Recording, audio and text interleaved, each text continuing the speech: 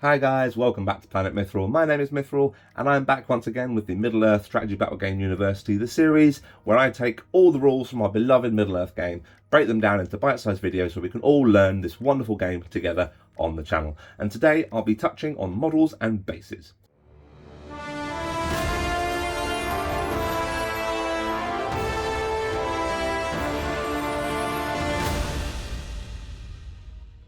Now, every single model in the game comes mounted on a base to help it easily maneuver around the battlefield. Now these can range from the standard normal 25mm bases, usually reserved for infantry, all the way up to huge 160mm bases for the big hulking monsters in Middle-earth. I'm looking at you, Gundabad Catapult Troll. Each profile will state what base it should be mounted on when assembling your models and armies, and this indicates just how much space the model will occupy on the tabletop.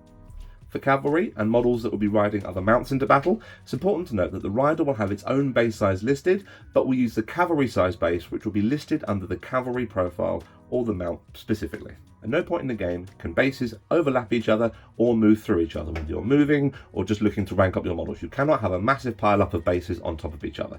If you can't move your base physically through or past the other base that you're trying to get through, then your model cannot fit. No totem poles of plastic on the battlefield, thank you. When a model's base is in base contact with terrain or another model, then these features are considered to be in base contact with one another. And the most important thing to remember, the most crucial thing to get your head around with measuring from bases in this game, is that when you're measuring from a model's base, you always measure from the front of the model, always using the closest edge of the model's base to the target or terrain feature in question. So just to reiterate, you always measure from the front of the base to the front of the base. If you happen to measure from the front of the base to the back of the base, you'll be gaining unfair additional movement based on how big the actual base in question is. So from front of the base to the front of the base.